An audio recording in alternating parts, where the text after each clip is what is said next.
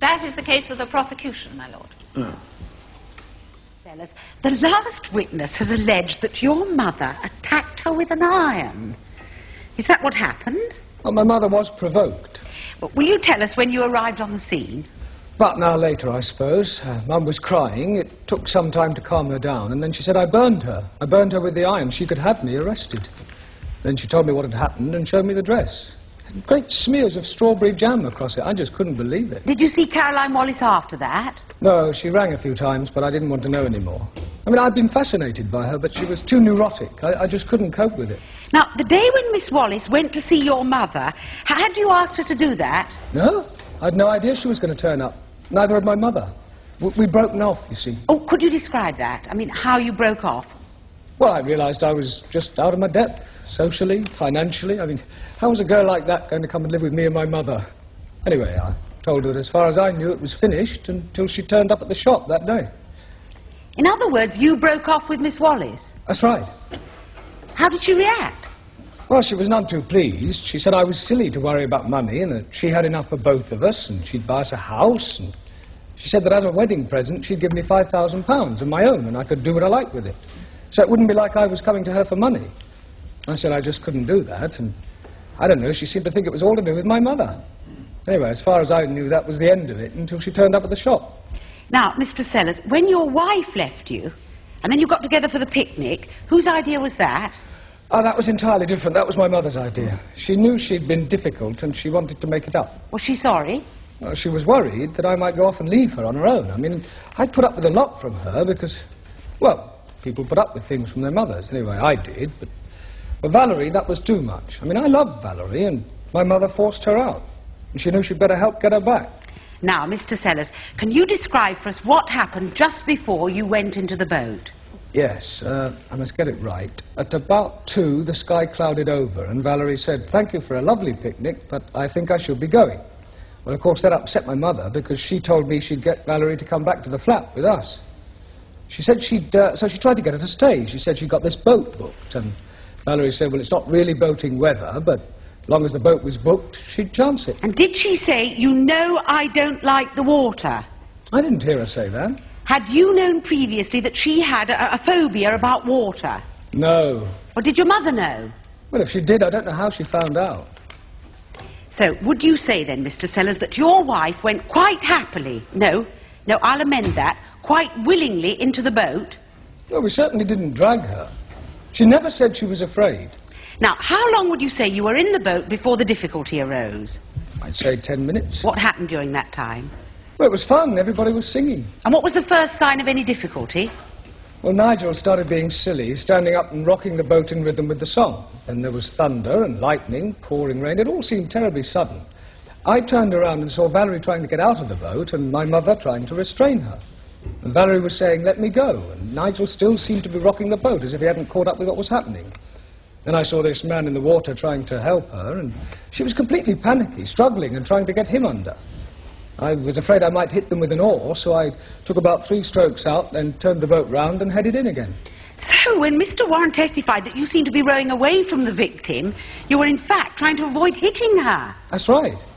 Then we gave her artificial respiration and the ambulance came. When I got to the hospital, they wouldn't let me see her. The doctor had left instructions that nobody but her sister could see her. A couple of nights later, the police came round and charged my mother. I just couldn't believe it. I don't know what Val told the police, but I think her sister must have gotten to her. And what was your mother's reaction to all this? Well, what's anybody's reaction when they're accused of a crime they didn't do? She's frightened. She's very frightened. Thank you, Mr. Sellers.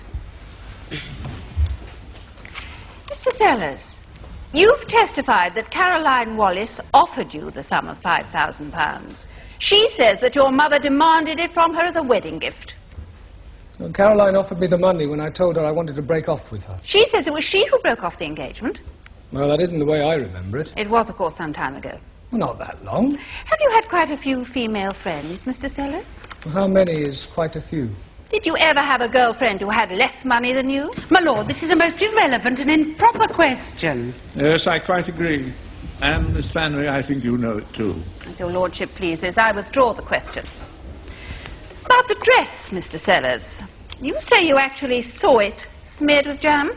Yes, that's right. I remember it well. You've also said that about an hour elapsed between the time that Miss Wallace ran from the shop and you arrived to find your mother in tears.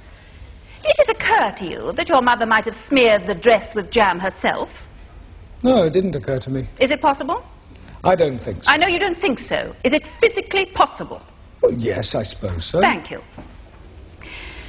Mr. Sellers, your wife has told us that your mother brought other girls round to meet you when your wife was living there. Is this true? There was nothing in it. But did it happen? Once.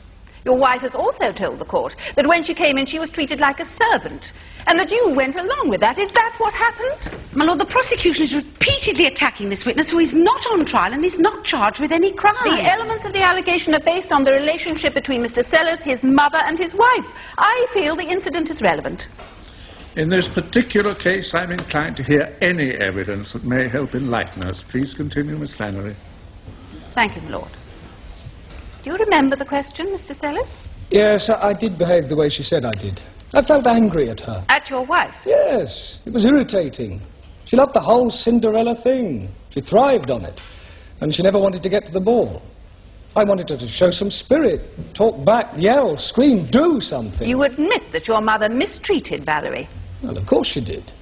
My mother was impossible. She tried to wreck every relationship I ever had.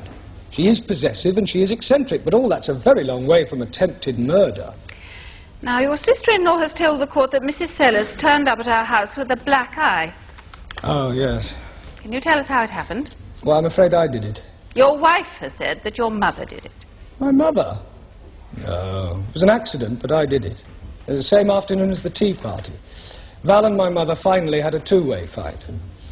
She was supposed to be helping with some alterations, and when my mother asked to see them, she went spare. Started pulling them out of the cupboard and throwing them around. There was a coat on a large hanger, and I was trying to get it away from her, and the hanger hit her on the cheek. Of course, I was sorry, but she rang her sister and left. This whole story is probably Val's way of getting back at us. You think she lied to the police? I don't know. Maybe she thought it happened. She's very panicky and not very stable to begin with. Mr. Sellers, your life seems plagued by wealthy and unstable women. Well, that may be true. But it does not follow that my mother tried to drown my wife.